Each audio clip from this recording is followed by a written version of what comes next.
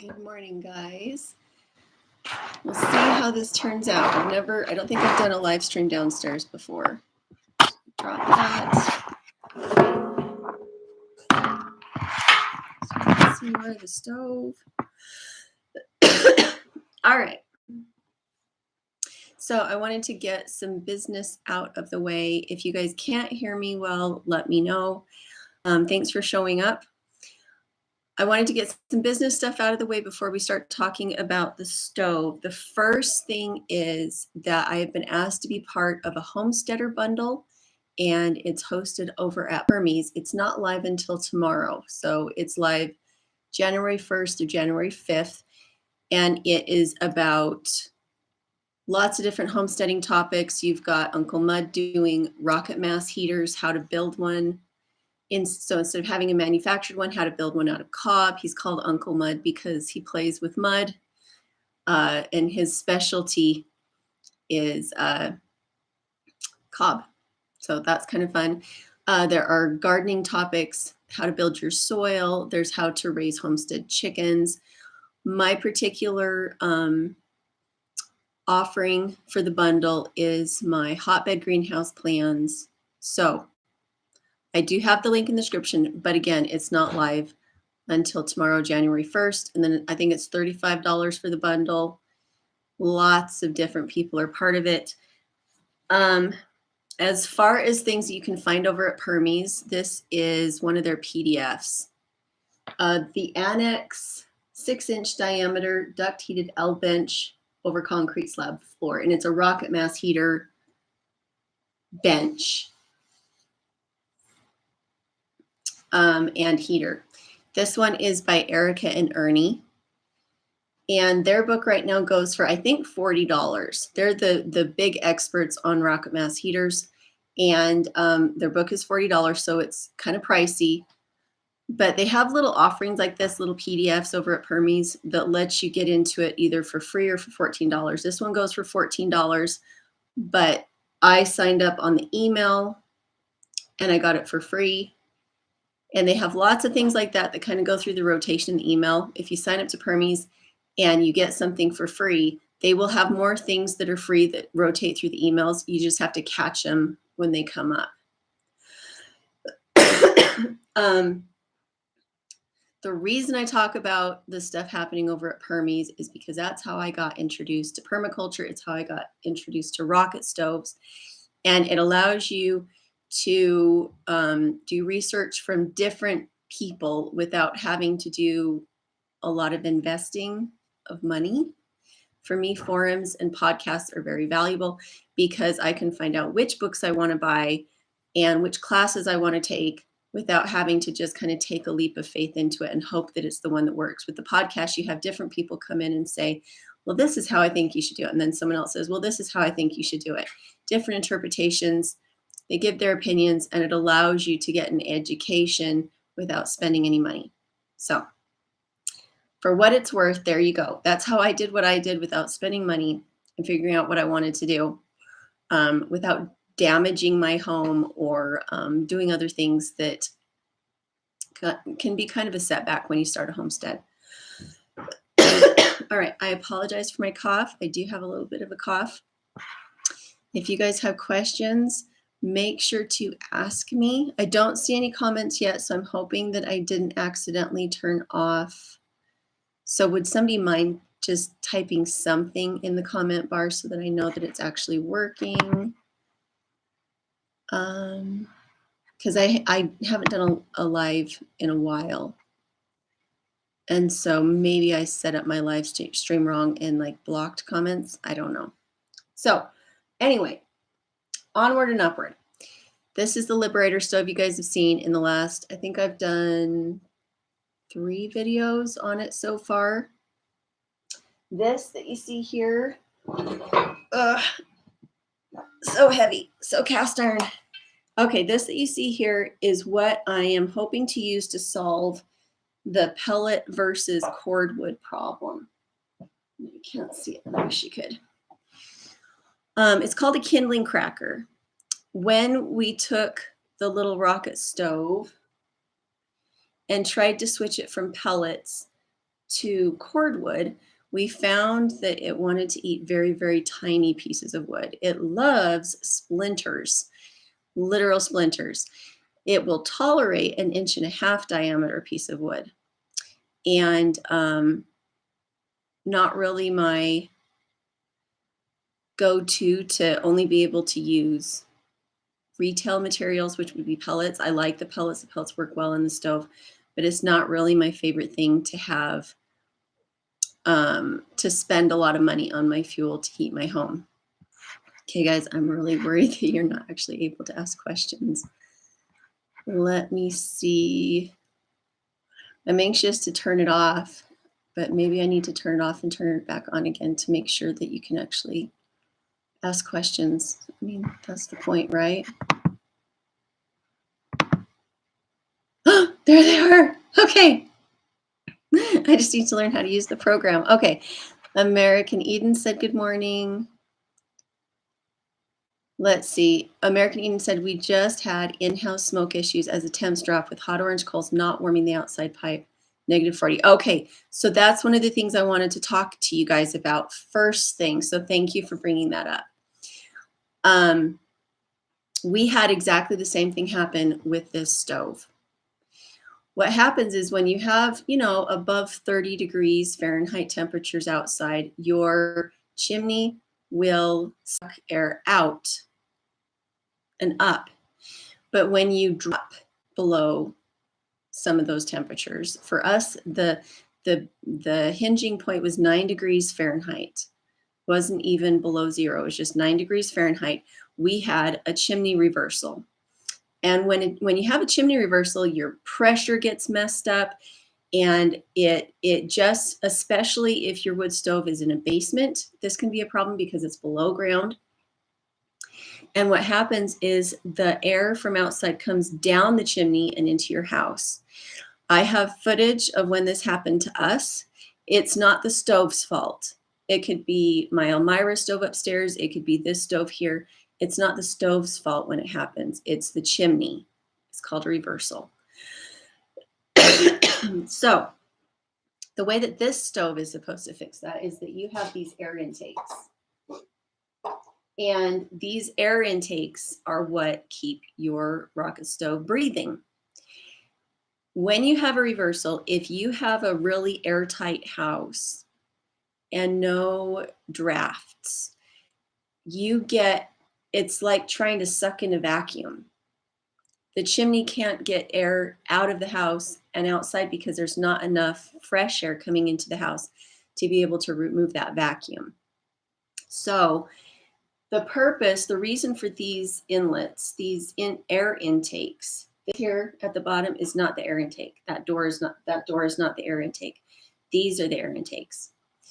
And what it's supposed to do, what you're supposed to do with a rocket stove is have an actual air intake that's ducted to the outside so that you always have fresh air coming in to move through your stove. It doesn't have to be a massive amount of air. It just has to be some.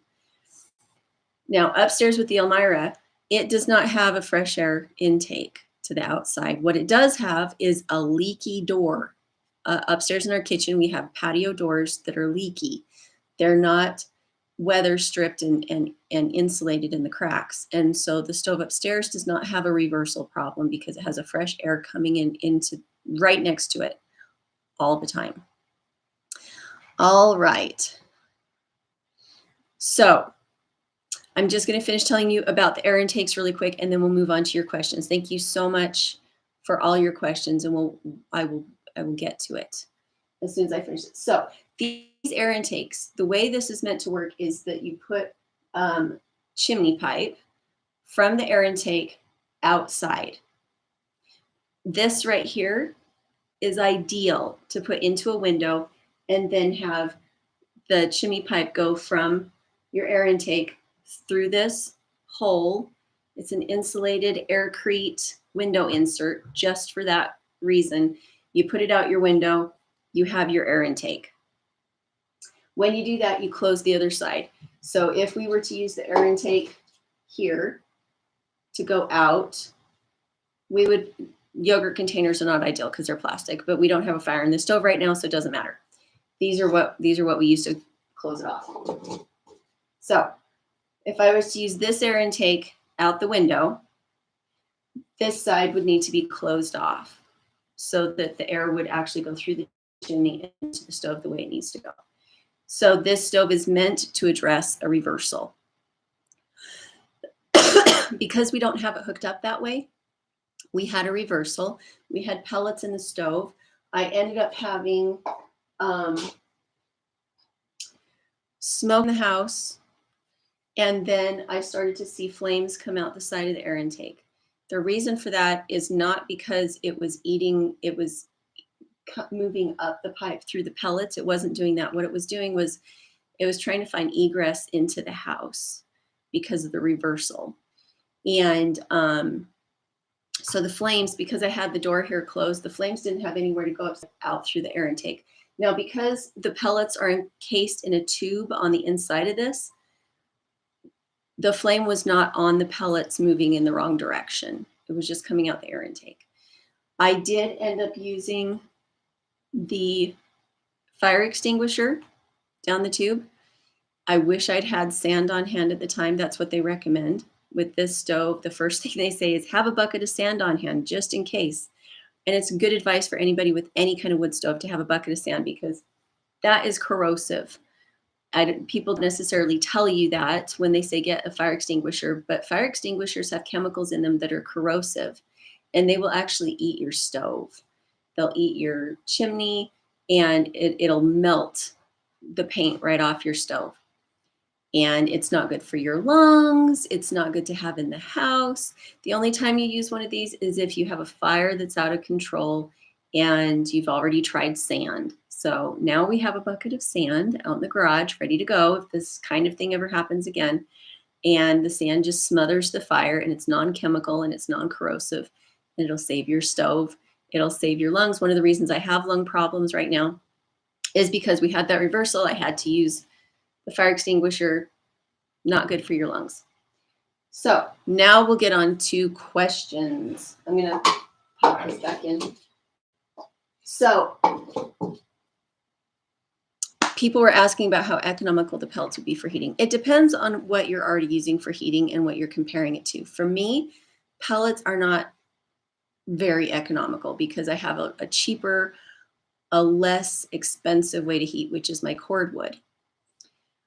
If, however, you're all electric, if we were using baseboards, which is our primary original source of heat, when the home was built, they put baseboards in. If we were to use the baseboards through the whole house, keeping every room warm, we would have $600, $800 a month in electrical bills.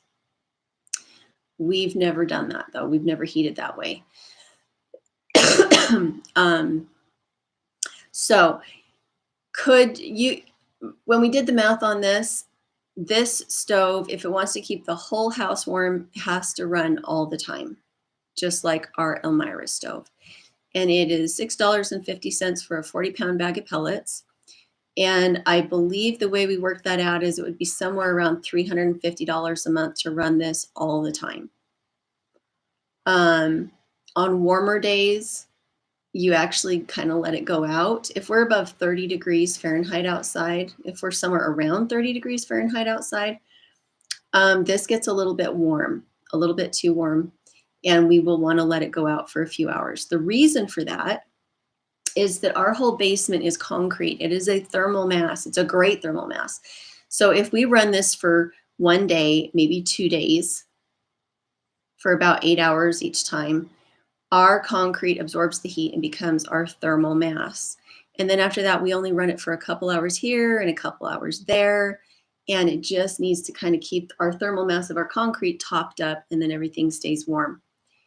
And I do have video and readings of what the temperature reads in the whole house when this stove is running and we don't have the Elmira going and we don't have electricity going.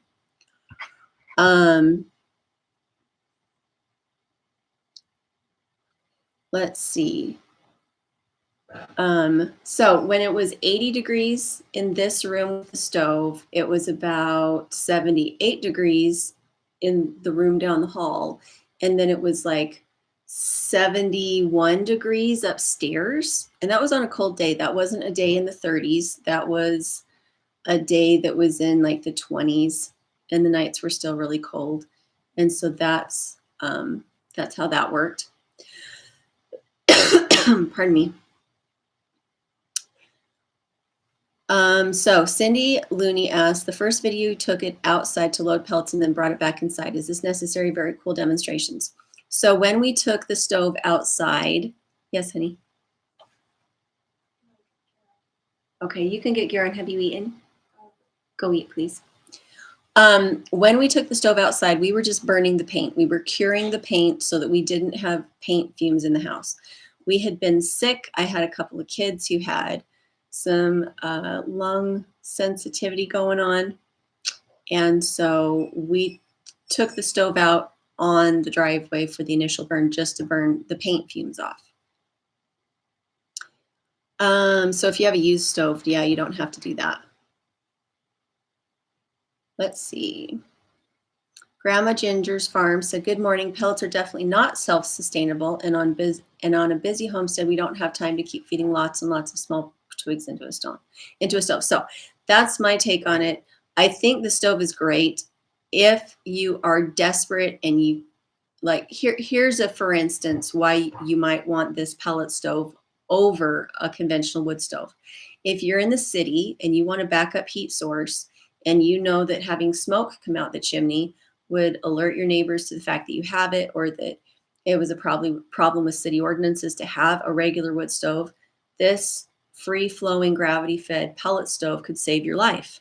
You could put a pallet of these pellets in your garage, and you would have this backup heat source that doesn't have a black plume of smoke going out your chimney. This could be a lifesaver for somebody in anywhere that people don't want you burning wood stoves, and they don't want the smoke, and you don't want people to necessarily know you have a wood stove. This would be a lifesaver. Huge deal. Big deal. Amazing. If you want to be incognito and also not have any particulate, lung irritants or anything in the house, this works very well. Now, if you're out in the country and what you're actually aiming for is self-reliance on a normal, everyday, long-term basis, pellets probably aren't for you. And like you said, also the teeny tiny pieces of wood. I have better things to do with my life than to come back every half hour and put slivers of wood into a wood stove. For one thing, it wouldn't be, I would have to stay very close to the stove. I wouldn't be able to go upstairs and cook. I'd have to set myself a timer for every half hour. And honestly, even with this, so this is the one I showed at the beginning of the stove. This is a kindling cracker, and it's meant to make kindling very, very fast and smooth and easy. However, the amount of kindling you'd have to make in order to keep the stove running all day would be massive. And so in the time it took for you to need to get that kindling cut, by the time you have that kindling cut again, it's time to feed the stove again. So in an emergency situation, it would be a lifesaver again. You'd sit here and tap out your kindling, fill up a box, and then feed the stove. And then you tap out the kindling and feed the stove. And then you tap out the kindling, and then you'd feed the stove. And if you were in a life or death situation, it would be a lifesaver. However, the truth about it is that my Elmira upstairs, I don't have to split kindling for it constantly. I can put big logs in it, and I can leave it for an hour and come back and put another log in, and I don't have to babysit it. So it really just depends on what you want in a heating stove. And again, even having different types of heating stove, wood heating is not brainless. It's a skill set. If you want to cook with wood, that's a skill set. If you want to cook with soft woods instead of hardwoods, that's a skill set. You have to have the skills involved in acquiring the wood. A lot of our wood we just purchased 2 years ago because we got it on a good deal and somebody had it, and it was a good wood. not so much a trash wood. And so when we have a good deal and we have extra money, we just buy our cord wood and then we split it ourselves. But splitting the wood is a skill. If you're going to harvest the wood itself from trees, that's a skill, and you need the equipment like the chainsaw or the handsaw or the electric chainsaw to get it. All of these things are skills. And to my mind, this is how I feel about it. I much rather get it easy and free. A lot of our wood when we first started burning was we would follow tree trimming companies and we would collect their firewood behind them and load it up and bring it home. And it wasn't perfect. A lot of it was cottonwood or aspen, but it was free heat. And so it really depends on where you are in life. Do you have the strength and the energy and the just get to itness to be able to go out and harvest free firewood? Or are you somebody who wants to have all the tools and all the equipment and go harvest it yourself in the hills and get firewood permits? That's legitimate. I have friends that make money doing that. I don't want to do it. It's a lot of work. I'm not a man. I'm not big, tough, and strong. And I've got better things at home to do than to go harvest firewood up in the hills. So depending on where you are in life, maybe you want to buy your firewood already split. Maybe you want to hire somebody to come stack it for you. There's so many different options. And as long as it fits into your life and your budget, there's no wrong option, if that makes sense. All right. American Eden said, let's see. Oh, sorry, the live stream stopped for a minute. I didn't know. Okay, American Eden said, our furnace is also below the ground level in basement. Yeah, basements create a problem. When you're heating in the basement, your pressure can get wonky. You can get a neutral zone, which is where the ground level is. For us, we have a daylight basement, so we're not as deep as most basements, but we still have about 3.5, 4 feet to ground level or to outside ground level. And sometimes what people recommend when you have a reversal is to run a blow dryer in your chimney to get it to warm up and switch. The other thing you can do is open a window so that you have direct airflow into the room where you're trying to start the fire. But you have to kind of watch that, because if your chimney isn't warm enough before you close that window, or if you've got the dryer running at the same time as you're trying to start the fire, you've got air being forced out of the house and it's creating neutral pressure again, which makes it so that your chimney just won't reverse to go the correct way. So having any kind of fan or venting in your basement when you're trying to light a fire is a problem. I got the fire to turn around and go back up the way it was supposed to go after a few minutes, but I had the window open when I did it, and when it started to go up the chimney, it was going the right direction. I came back in and I closed the windows, and that's when we had the really big thing, because by then the fire was going really, really good. And so when it switched and came back down in again, I had a legitimate full-on fire smoke. It wasn't just me trying to start the fire with a little bit of smoke. It was full-on raging fire coming down, trying to come out through the air holes. And it wasn't scary, because whenever you have something like this happen, the goal is to stay calm and to have all your tools around you that would help you to deal with it. We've had chimney fires before in the Elmira when we didn't clean the chimney often enough. And all you need is the right tools and a calm, steady heartbeat where you just stop and say, okay, well, this is what I need to do. You don't ever want to put water on a fire like this, because you'll have steam burns.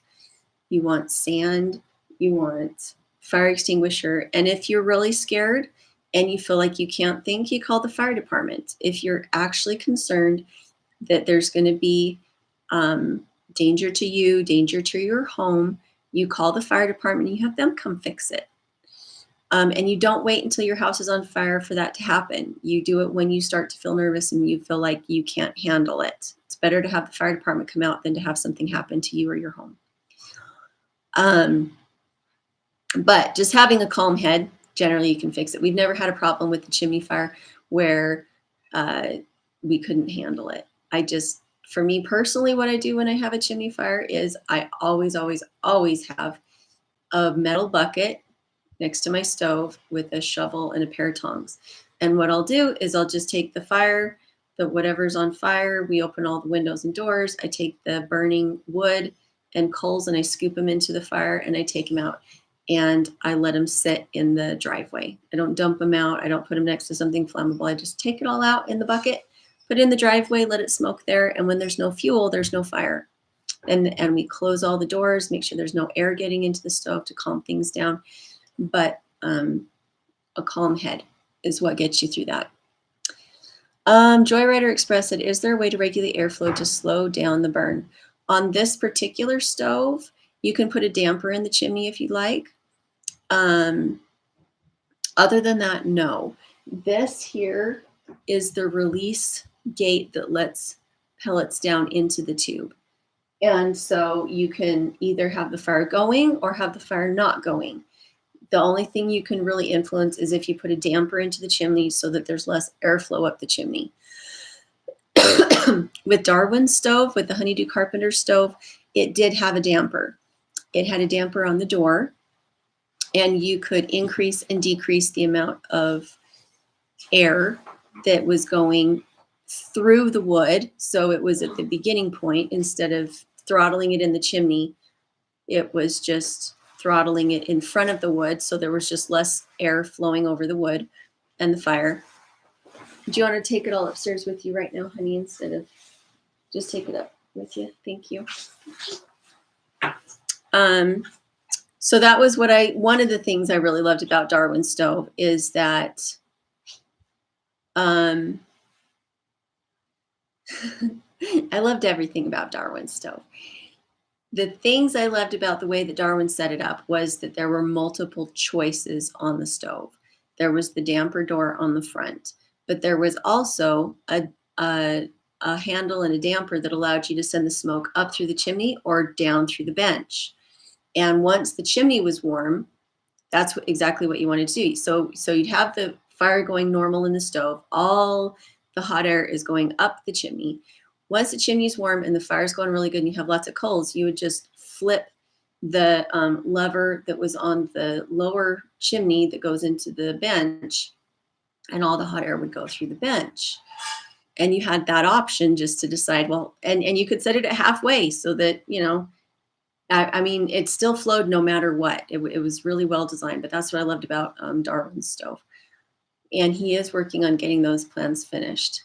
The lovely thing about Darwin's stove is that it was made with pop rivets. You didn't even have to know how to weld. You just had to have a machinist who could bend the metal sheeting for you. And then you would pour your own fire bricks. He has a special recipe for your fire bricks so that they're meant to be used in a forge, because that's what a rocket stove is. It gets very, very, very hot. It melts steel. And so the fire bricks that Darwin has designed, you pour your own, and it's very simple. And again, everything is just screw in, pop rivet in, a little bit of heat caulking around the seams, and Bob's your uncle. And so the reason that Darwin made it that way was so that people could build their own stove without having to deal with cob or rocks or anything like that. Instead, they could just have a little bit of fire brick that they made themselves, some sheet metal, pop rivet gun, and there you go. It's meant to be a homeowner DIY guy, but not an expert welder, build. Okay, Grandma Ginger's farm said, is there a way to load and have it burn for a few hours before feeding again?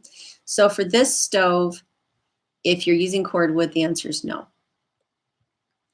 You have half an hour burn max before it needs to be loaded up again, half an hour. With the pellet hopper, it'll burn for 8 hours. So the pellet hopper gets filled up. It dumps a little bit of pellets about every, 15 minutes. And so with this, when it's on the pellet hopper, you can walk away for 8 hours if you want to. I like to check on my stoves more often than that. I just like to kind of wander through as I'm doing chores and stuff, whether it's my Elmira stove or this stove, I check on it. But I don't have to do anything with it for 8 hours. And it's a very clean burn because it is kiln dried. pellets. There's no water vapor. No creosote buildup. After we had the reversal in the stove and we had to clean all that ABS chemical junk out to make sure it wasn't eating the stove, we checked the chimney to see what it was doing, and there was no creosote buildup. There was nothing in the chimney that would be a residue from the pellets. So they do clean they do burn very, very clean. All right, American Eden said, sorry to change topic, but is there a reason you did not replace plastic over pellet bed greenhouse? Do you plan hiatus for the pellet beds, or can you just plant continuously with no need to let beds rest? Okay, so the reason that I don't have the plastic over the small greenhouse is that when I recharge the beds in the winter, I use rabbits, and I don't have enough rabbits this year to put on multiple greenhouses. So I have all the rabbits out in the big tough greenhouse on top of that hotbed, and they're recharging that. And I don't have enough rabbits even to cover that space fully with rabbit cages. And so rather than having the plastic get beat up on the little hotbed greenhouse, I will just recharge that in probably end of February, beginning of March. That's when the rabbits get too hot inside a greenhouse. So I will switch them to the hotbed greenhouse without plastic on it and let them recharge those beds for spring planting. And that's how I'll do that. I am in the middle of building a bigger hotbed greenhouse with bigger paths down the middle. So that's my focus right now, is to find a way to the hotbeds themselves aren't changing size, but the path in between is broadened. And in order to do that, I'm having to use 2 cow panels over each length of the greenhouse. And that's what I'm working on right now. And it's taking a lot of mental energy for me. So that's what we're working on right now. It will be used in the spring, or it will be taken apart and used to put material into the new greenhouse. But that's why it's sitting empty. Let's see.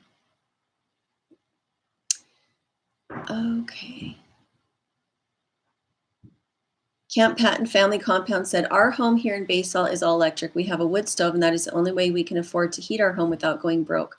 We go through about 6 quart a year. Yeah. When our renters lived here, the only reason we know how much it costs to heat this home straight on electric is because our renters did not use the wood stove while they were in our home for 3 years. They just used the baseboards, and they kept the house at 68 degrees through the whole house. And it was $680 a month for them to do that in the winter. The nice thing is we're in Idaho, so in the summer and in the fall, we have an electrical bill of $100 a month. So it's very low the rest of the year. But from about October, November, December, January, February, March, April, for about 7 months, we have to heat with the wood stove. 5 of those months, you're going through a lot of wood. So for us so far this year, we started burning in September, and we have not gone through 2 quart of wood yet. And our house is about 2,100 square feet. We don't heat the basement with electrical heat unless there's somebody in a room, and then we turn it off when we're not in the room. And then upstairs at night, we set our nighttime thermostats. We set the baseboards to 65 degrees in the bedrooms.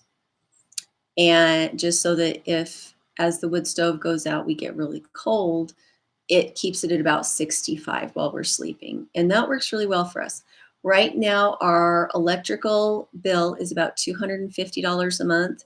And that's with us turning on the bedroom heats at 6 to 65 at night. The one room that's solely heated with electric is John's office downstairs, and he keeps that at about 70, 72 all the time. And so that kind of shows you. And the other thing is our water heater is all electric. Our washer and our dryer are all electric. So that $250 includes the water heater. It includes all the laundry. It includes showers. It includes the well pump. And it includes one office that's heated all the time. So this year, our wood was much better seasoned. It's 2-year-old wood from the time it was delivered to us 2 years ago, and it's been seasoning for 2 years. We split it this summer and got it drying out even more. And this year we've only cleaned the chimney twice this year, and we're just about to get into January. We have softwood that's resinous, which means it's dirty. It's not a good heat. You want to use hardwoods, but we don't grow that in our area. So we have not gone through 2 quart of wood yet, and we're really excited about that. We still have another cord. Yeah, not sure what's going upstairs. Sorry. I had pallets of wood stacked up, lined up in front of the house to be used. We went through half of it last year, and so we had this other half that was left over, and we just have not gone through it quickly, even though we've had cold temperatures. November was very cold compared to what it usually is, lots of snow. And it's been really nice. And it's not because of this. This stove is great, but we've only had it for a few weeks. And we weren't trying to force heat from the upstairs to the downstairs to heat the basement anyway. So this was luxury heat for us, not essential. Pardon me. Oh, Camp Patton has something else to say about the polar. Okay, Camp Patton Family Compound said the polar vortex caused us to go through twice as much wood as normal. So it's just nice to have in storage, isn't it? For us, considering what we're going through right now, we have about 4 years worth of wood storage. As we find new wood, we bring it home, we split it, we get it drying, and we don't beat ourselves up if we can't get all of it. Some of it, if they're cutting down this mammoth pine tree that's like 6 feet across, we don't worry about getting that wood. We tell our friend who makes money doing it about that wood, and he comes and gets it. But we take the smaller pieces and we bring it home and we split it. And when we see that there's an easy spot to go grab free firewood instead of having it go to the landfill, that's what we do. Grandma Ginger's Farm said, is there a way to load? Oh, we already did that one. American Eden said, different wood types definitely burn differently. A lot of skills and tools required to use wood. Yeah, we have soft resinous wood here, Douglas fir, pine. We do have hardwood that you can get. It is black walnut, or what's the other one? Darn it, I can't think of what the other one is. Russian olive and black walnut, but they both stink really, really bad they smell like trash burning when you burn them. So we can put a piece in every once in a while, but we don't like to burn on it exclusively because it just gasses out our neighbors. Instead of it being a lovely pine, refreshing smell, which is what we get when we burn pine or fir, it just smells like trash. We don't want to do that to our neighbors. All right, Mima's Hippobilly Homestead said, I was about 10 minutes late. I'm wondering, are you primarily burning pellets? So in this stove currently, if we're going to burn it, we only burn pellets because I don't have time to come down and feed it every half hour. We're currently not burning it because we have a reversal in our chimney, and that means that the air wants to come down into the house instead of out the chimney. And it's because of pressure problems with really cold air outside and the fact that we're in a basement that's, a little lower than ground level. And so we're just running the Elmira stove upstairs right now, not through any fault of the stoves, but just it's the chimney and the reversal, not the stove's fault that this is happening, but I don't want to mess with it. And it's because you need a fresh air intake. These are your fresh air intakes. If you can get one of these out a window with a chimney pipe into this and then out a window, you would not have problems with the reversal. And then you would just plug up this side with the metal cover instead of a yogurt container. And then you would have fresh air from outside, meaning you would not have a reversal. We may set that up and show you guys how that works. But on this particular stove, you're not supposed to have a lot of elbows with your fresh air intake, and they don't want you to use a flexible dryer vent type of a pipe. They don't want you to use that. And so because of the way our basement is oriented and where the wall is and where the window is and where the stove is and where the chimney is, really the only way we could get it through that window is if it was a flexible pipe, or if we had a chimney pipe going out that did have an elbow to get it out, and none of that really works. So one thing to think of when you want to do a wood stove is to think, how are you going to set up the dynamics of your airflow and your air intakes and stuff like that? It would be a lot easier to build a house around your wood stove rather than as an afterthought. And the original stove that was here when they first built this house was a massive Blaze King, Blaze Princess, something like that. It was massive. It was so big, but it went through 12 quart of wood in 3 months when we burned it the first year. It was just not reasonable at all. It was so expensive. And it would be 90 degrees down here and 68 degrees upstairs. It just didn't work. This stove works better than that Blaze King did. Hi, Harold Albrecht. American Eden said, getting smoked out is the worst. This storm was the first experience with half a chamber of orange glowing coals not being effective at heating the pipe above. Yeah, it's real. And the problem is when you have a reversal like that and they say, well, blow a hair dryer up the chimney. Okay. If you don't have electricity, how are you going to blow that up the chimney? So the best way to get around that is to open a window in that room. Make sure you have your dryer turned off. Make sure you don't have a furnace running that is sucking air, because any mechanical fan in your home is going to be way more powerful than this chimney is. And so those fans from the dryer or from your forced air heat are going to suck the air to themselves and away from the chimney, which is going to cause that reversal. So you need to have an in the room source of fresh air if you have a reversal, and you have to keep it going and make sure everything else stays turned off so that it doesn't flip itself in the middle of the burn, because that's what happened to us. We got it. It was acting like it was coming down. It was reversed. I got it turned back around when I opened windows. I let it run until it was going really good, and then I closed the windows. But I still had a dryer going. And so it flipped itself again. And by then the fire was going really well. And we did have so much smoke in the house and we couldn't turn it off. And honey, what keeps going as the beeper? Oh, okay. So she has no control over that. I can't yell at her. Okay. All right. Oh, no. Charlie K said, so you're burning 3 bags of pellets a day. No. If you're using this stove, at the most you burn 1 bag a day, and that's burning all day. And again, our basement is made out of concrete, so the basement works as a heat sink.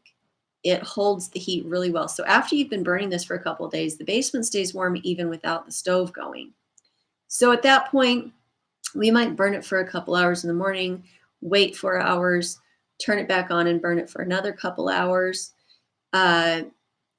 It's a tool, and depending upon how your house works, your tool is going to work differently for you than for me.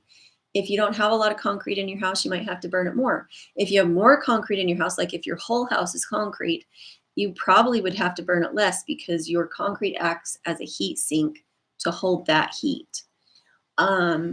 If you had a chimney that went straight up through the middle of your house without being encased in concrete like mine is, then the air itself will pull the heat out of that chimney, and you'll have a more direct heat through each level of the house as you have an exposed chimney that just lets the heat into the rest of the house. So, I mean, really, your chimney makes a huge difference in how that heat moves through your house.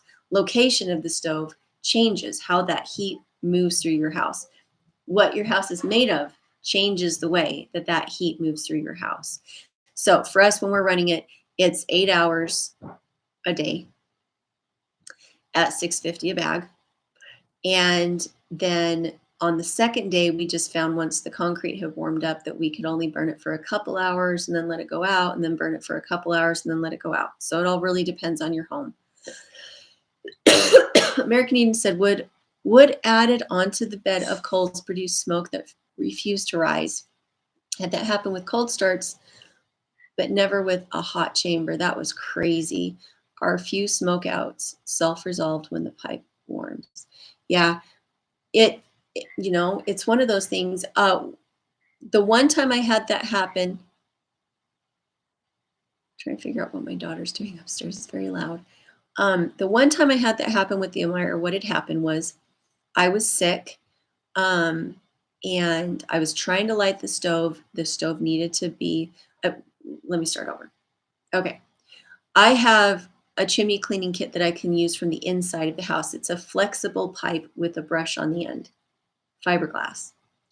And so it'll bend around sharp corners, 90-degree angles. It bends through it just fine, and it's attached to the end of a drill.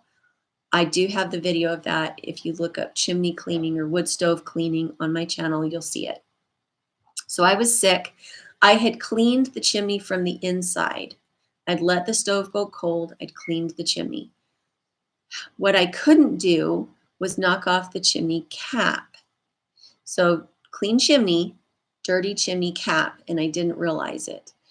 And what had happened is that the chimney was clean. It was really cold outside. I was trying to get this fire started, but there was creosote on the outside of the chimney cap itself, and I didn't know. And it formed a reversal. Really cold outside, warmer inside, and the smoke came into the house. Wouldn't start. Scary situation because I was sick. And what ended up needing to happen was John came home. He got up on the ladder. He went and knocked the creosote off the chimney cap, and all of a sudden it was drying again, and it was doing just fine. But again, that stove was right next to a leaky patio door, so it had plenty of air intake. If I knew that I had a reversal and I couldn't get the reversal to stop and I couldn't get the chimney warm because of the reversal, open your windows. I know it chills your house off, but if it's a life or death situation, you can you can decide whether it's most important to get the fire going so that you can get the house warm, or have 15 minutes of colder air coming in while you're getting the chimney started. And then if it was me, I would leave the window cracked. I would crack the window and leave it cracked. Especially if you're running on cordwood, a little bit of heat leakage out one window is a small price to pay for being able to heat your whole home when the power's out. That's just my take. Arnold Olson said, very good reviews. Thanks for your thoroughness. I bought the Wise Way pellet stove. Very disappointed with the stove. Just didn't work for me. Yeah, the rocket stoves are amazing. I love rocket stoves. They're just so cool. So cool. And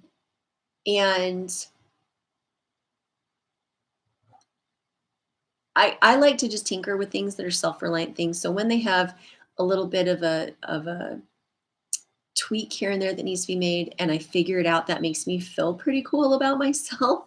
So it's kind of a pride ego thing too. So maybe that's not so cool, but I love the difference between rocket stoves and regular wood heaters. They both fill different niches of need. And I think the pellet stove is no exception. Having a pellet stove is pretty cool. Budget wise and self-reliance wise, it's not ideal, but there are other rocket stoves that don't run on pellets, that run on cordwood, and I've used them and they work great. It's harder to get UL certification with them. So if you're in an area where it has to be UL certified and your homeowner's insurance depends on it being UL certified, that kind of throws a stick in your bike tire spokes. But if you love where you are and you have enough money to run a pellet stove and you don't want to go live out in the wilderness, you'd rather live in your, inner city place, but you want backup heat, pellet stoves are amazing. If you're somebody who built their own home, does not have homeowner's insurance, doesn't have a mortgage, and you want to just have a rocket stove, you can build it by hand. Again, the best place to find information on rocket stoves is Permies.com. This one is a free, I don't know if this is still the free email sign up PDF, but they have a rotating roster of free, really good information on just about anything permaculture self-reliance. But this one, they used bricks to build the rocket stove. They used bricks. even for the heat riser. And it has all, oh, it's just such fun information. If you're into it and you don't want to jump into it without having some research done. They also have classes on this kind of thing, which I think is the best way to learn. If you go to a class and you see somebody do it in person, you you have the hand feel, not just the brain knowledge, but the hand feel of what you're looking for and what it should be doing and how it should work in the end. I don't know if they have, I know they have bundles over at Permies for the information, but I know they have the Jamboree, the Rocket Mass Heater Jamboree in the fall. And when we get closer to that, I'll put links in for that too. But for now, it's enough just to go to Permies and see if you can get some of these free PDFs. Again, the best book, the best complete book on rocket mass heaters is by Ernie. The best book, the best information about rocket mass heaters is from Ernie and Erica Weisner. They also wrote this, but this is just like in a one little pamphlet instruction, not their big massive book. Their massive book is $40 on Amazon. So if you can't afford that, this is maybe an easier option. Let's see. American Eden said, are Darwin's fire bricks aircrete? No. Originally, his first stove, he did use aircrete on the inside, but it's soft. It wasn't that the heat couldn't, it wasn't that the aircrete couldn't handle the heat. It could handle the heat. What it couldn't handle was the abrasion of putting the wood into the batch box, into the burn chamber. And so to fix that, he lined it with steel. He lined it with metal. So you'd have the aircrete, and then on the inside he had the metal box. Well, that melted because a rocket stove, to all intents and purposes, is a forge. Those temperatures are really, really hot. They melt steel. And so by the time he got to his third prototype, when Darwin got to his third prototype, he's like, you know what? I think I'm just going to make my own fire bricks. And so he bought a bag of the forge mix from a local concrete plant, got the forge mix, made his own fire bricks that are meant for a forge, pre-poured them so that you don't have to do anything. It's amazing what he did, all the things that he figured out, because he has a frame that you set up so they all pour next to each other, but they're embedded in a wire mesh so that when you take the wooden frame off, it folds into itself and creates the fire chamber without having to do anything except just fold it and glue it on one corner. So it's amazing. His process is amazing because it makes it so that I can go and build my own stove without knowing anything. All I have to do is be able to pour it, build the frame, pour it, and then fold it into place and glue it and just place it in. Oh my gosh, it's so amazing. I have videos of it. I hope you guys have watched the playlist for the aircrete rocket stove heater, because I have playlists of videos with Darwin showing how he does this stuff, and it'll blow your mind. It's so amazing. And he does have a fresh air intake. Darwin does have a fresh air intake built into his stove.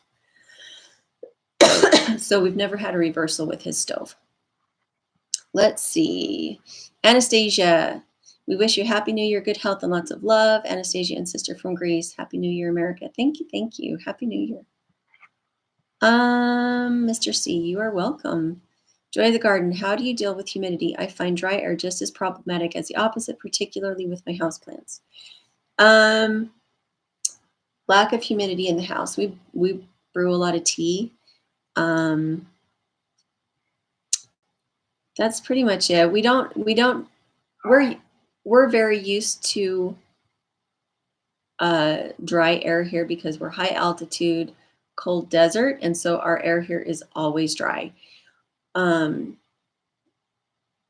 So yeah, we sometimes cook pig food in the house. When it's really cold, we warm up our pig food before we feed it to him, and so sometimes I'll put more moisture into the air. So yeah, we live in a desert, so we're pretty much used to dry air anywhere. I'm sorry I don't have a better answer for that. Charlie K said, gotcha. Thanks. Thought it was your primary. You answered that right after I posted the question. Happy New Year's. Thanks for the great info. You're welcome. American Eden said, I love the smell of black walnut. Golden oak smells like vomit, though. OMG. Really? The one we really hate is the Russian olive. Oh my gosh, it smells so bad. Yeah, vomit, because it has kind of that acrid smell in the back of your nose. It's just terrible. Joyrider Express said, can you add a fan to air intake to force air through to prevent a reversal and help heat the chimney to warm up faster? The problem with the reversal is that it's going to be ongoing whenever you have any mechanical draw of air in your house. So your dryer or your forced air heating furnace, things like that draw air from the house. And so they steal air from the chimney, which pulls air down the chimney. So these, again, are the air intakes that are meant to go outside. Because of the way that our house is set up, we don't have a straight shot out the wall in a way that wouldn't just be incredibly awkward. People would be bumping into it all the time if we took a chimney pipe and stuck it out that way. And then because we're in a basement, it would have to then have an elbow that went up and then another elbow to go out the window. And so for us to it's already built in. The solution is built in. This has an air intake that's meant to go out. Both of these are air intakes. That's why we have to keep them covered when the stove isn't going, so that they don't just suck air out of the house. Again, when you use these air intakes, what you're supposed to do is you'd have some kind of metal cap on this side, and then you'd have the air intake pipe go out that side, out your window, out your wall, so that you always constantly have fresh air intake. And if you plan for that, it's doable. If you already have a chimney in place and it's not next to a wall to be able just to go out, then you have to open a window when you start your fire, and you have to maybe keep it cracked a little bit whenever you're running the stove, so that if you turn the dryer on, it doesn't suddenly flip the air in your chimney and end up pushing the smoke down. And that may just need to be the price you pay. It's just, a tiny little sliver of a crack in a window should be enough to reverse the wrong direction. So,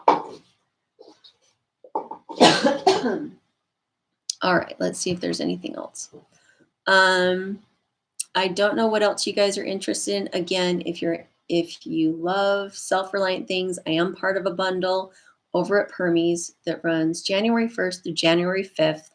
My contribution to that bundle is my hotbed garden plans, but I'm not the only person there. They have, again, people participating whose contribution was about rocket mass heaters. Some are about building soil. Some are about raising chickens. And so, again, not available today, but available tomorrow through the 5th, and it's $35 for the bundle. And I do have the link in the description, but again, it won't work till tomorrow. If there's any other questions, try to email me at dirtpatchheaven@gmail.com, and I will try to get them into a video sometime. Again, I do have video of the aftermath of the reversal that we had with the stove. Again, it's not the stove's fault. It's the chimney fresh air intake issue. But I did get footage of it. And probably the next video I make will be of showing what a reversal looks like, lighting a flame here in front of the stove and showing that the flame gets blown into the room instead of being sucked up the chimney. And yeah, if you guys don't have any more questions, we will go ahead and close out. We're right at an hour. And I think it's nice always to have curiosity and to be researching things when times are tough for any of us, whether financially or emotionally or anything like that. Having something to research, having something to be excited about, something to plan for, can be very good for us, and our mental health, our emotional health. And baby steps are the way to get there. For us, we've been at this homestead since I think 2012, 2013. And the way that everything happened was just with baby steps as we could afford it, $10 at a time. And for me, I haven't, the fun thing is with all my rocket stove stuff, I didn't have to pay for any of it. Over time, um, people came into my life, resources came into my life that allowed us to play with all this stuff without going broke. Darwin, he wanted to start a YouTube channel, and I thought, you got all the skills. Why don't you build a rocket stove that's movable? And so he built the rocket stove, and I was just the one that tested it out in the cabin. And so, he paid for all the materials to build the stoves, and then I tested his creations, and then we showed if they worked or not, and his channel grew and my channel grew. Same thing with this stove. John wanted a stove for the basement for when he wanted to heat it up a little bit. And Liberator Stove asked us if we wanted to do some videos on the stove, and I'm always yes to a new tool. And so this was super fun. But I did find that by moving our homestead forward with the money that I had, instead of spending too much money or getting panicky about things and spending too much on them, wasn't really the way to go. Instead, by educating myself about what the possibilities were, when opportunities came up, I could take advantage of them. I knew what materials were needed. I could say it to the right person of, oh, that sounds like fun. Maybe we can collaborate. And so I really encourage you guys to take hope and take heart in what you're trying to do for your families and your homestead, and educate yourself so that when opportunities come up, which I believe they do when we're in the right place at the right time, doing what God wants us to do, that he gives us what we need in the moment instead of us having to overextend and exhaust ourselves. So just be open, do your education, do your due diligence. A lot of times over at Permies, they will have podcasts about books that I'm interested in. And once, or about topics, maybe I don't know the book exists yet, but I'll listen to the podcasts and they will tell me about the book, and then I'll go do an interlibrary loan at the library, and they'll order the book in for me. I can read it. I can see if it's worth buying, and it saves me so much money. I love interlibrary loans.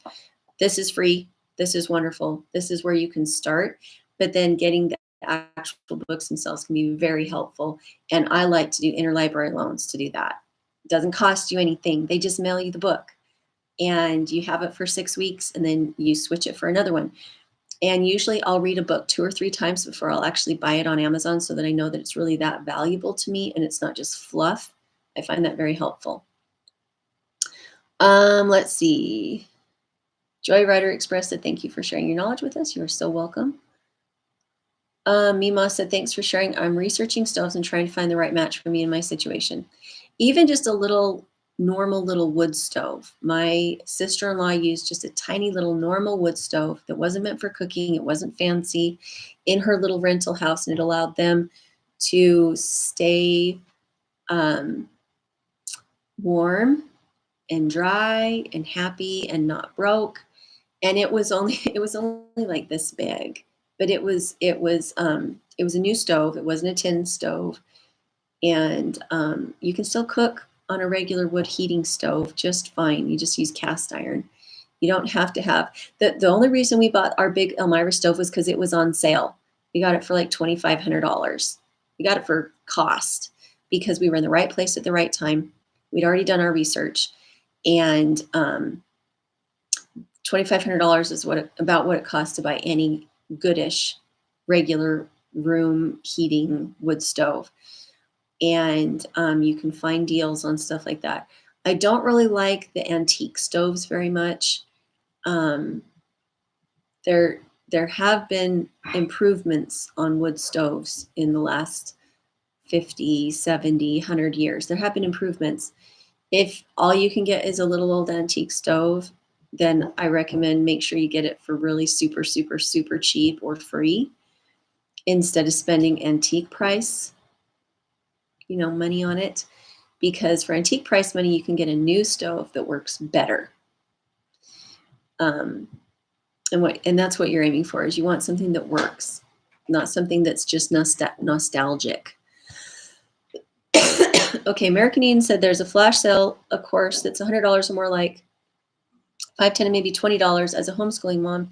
It's a new consideration of higher education leading to practical careers. Ooh, I want to hear about that. Where is that? American Eden, could you email me about that at dirtpatchheaven@gmail.com? I would love to hear about that. Mr. C said those videos with your life in the little cabin were fantastic. Weren't they, though? Oh my gosh, we had so much fun out there. Having people in my life that were interested in that kind of thing. We had Darwin from the Honeydew Carpenter that came out and did all of our aircrete. I mean, you guys saw the aircrete oven, right? He built an oven that went on top of my rocket mass heater, made out of aircrete, so it was insulated. It was so cool. Oh my gosh, it was amazing. And I could use it as a dehydrator. I could hang up a dehydrator next to it, an open air dehydrator. And then we had Josh from over at Essential Mountain Homestead.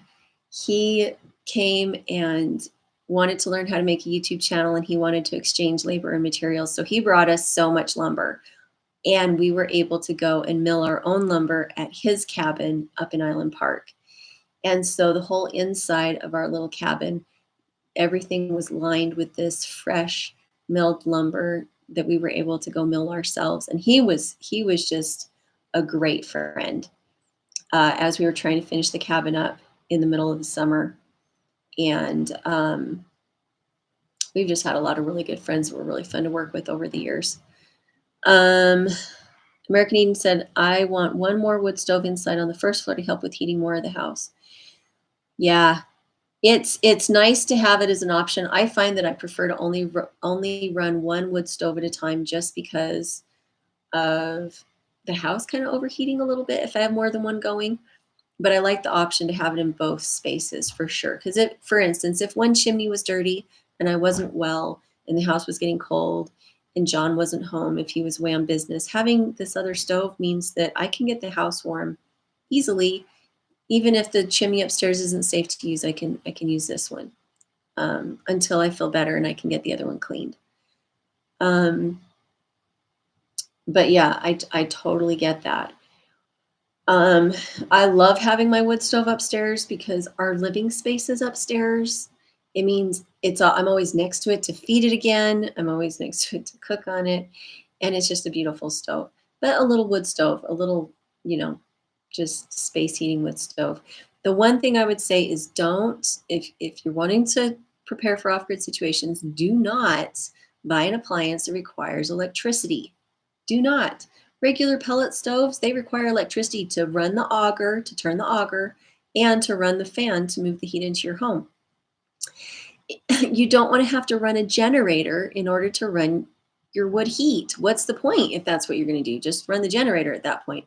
Generators go through a massive amount of fuel. I do not own a generator, and it's because everything in my home works without electricity. I have a well pump that is manual. I have wood stoves that are not dependent on electricity in any way, shape, or form.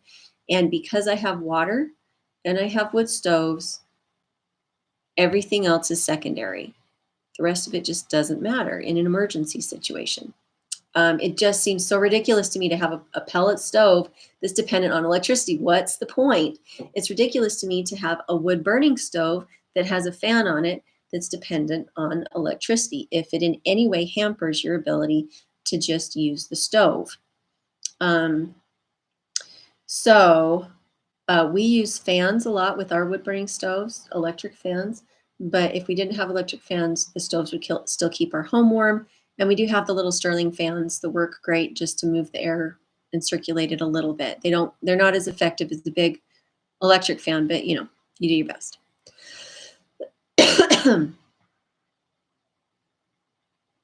Fallen Angel WI25 said, I worry about quality with new too, though. It depends on who you're getting it from. You have heavier stoves and you have lighter stoves. You have stoves meant for different purposes. And you can get new stoves that are cast iron. that are heavy. You can get them. The one we almost bought a few years ago had soapstone built into the top of it. It had a glass door, and the whole top of the stove was soapstone to help with thermal mass. And we decided not to get it because it's ridiculous to me to spend $5,000 on a stove that small, that the only perk is just that it has some heavy rock on top of it. I've got a whole concrete basement. I don't need heavy rock on top of a little wood stove for $5,000. It's dumb. The most I would spend on a stove is probably about $2,500, which is what we spent on the Elmira. The Elmira is more of a sheet metal stove. It is not cast iron. It is a cook stove that is made out of sheet metal. And it has fire bricks in it to keep from burn through. We have had to replace the back of the stove once because of just error use when we were first starting out. And we had a couple times that we had a chimney fire that we weren't cleaning deep enough. When we were cleaning the chimney, we weren't pulling it out far enough. As far as the creosote, we had a couple spots where creosote had built up and we weren't aware of it. We had chimney fires, did not burn our house down. It was all okay. But a lot of times with your sheet metal stoves, you need to be a little bit more careful about not letting the stove get too hot. With these rocket stoves, they're built to handle the same heat as like a forge. And so they're built out of different material. The rocket stove we had out in the cabin that Darwin made, the heat is like a forge, different materials than what you use with the regular wood stove. But again, you can get a little cast iron stove. You can get a sheet metal stove. It just watch for prices, watch for sales, watch for people leaving the area, watch Craigslist, make sure that when you buy a stove, you actually light it in their home and make sure that it doesn't have cracks in it that are going to be leaking smoke so that you have to have it fixed before you can use it. Make sure to do your due diligence. It's like buying a horse. Make sure you see the horse be ridden before you buy the horse. Make sure you see the stove used before you buy the stove. Let's see. Okay, I think I'm good. If you guys are good, if you don't have any more questions, I'm going to clean up my mess and go participate in life with my family. Again, upcoming videos will be the kindling cracker to see if we feel like it's worth it to run this stove, because it really does have to be teeny tiny little splinters to run this stove if you're going to use regular wood instead of pellets. I do have a video coming up showing the different temperatures in the house when running the stove all day without the Elmira, just this one stove going. And then I have video of when we had the chimney reversal and the aftermath of what that looked like, and having to clean the stove up from the corrosiveness of the fire extinguisher, all that kind of thing. So if you're watching this somewhere between January 1st and January 5th, make sure to go check out the link I have in the description about the Homestead Bundle. And otherwise, stay tuned. If you have any questions or suggestions, go to dirtpatchheaven@gmail.com and leave me information. And I'm going to go do something interesting. What am I going to go do? I've got all sorts of lists here of what I'm supposed to be doing. Oh, if you ever have a reversal or a chimney scariness, try sand before you try this, because this will corrode your stove. It doesn't mean don't use this. If you have an emergency, definitely use it. But if you try sand first, if you pour sand on it first and it smothers it, it saves you the heartache of trying to get corrosive chemicals out of your wood stove. And I think that's it. We will talk to you later.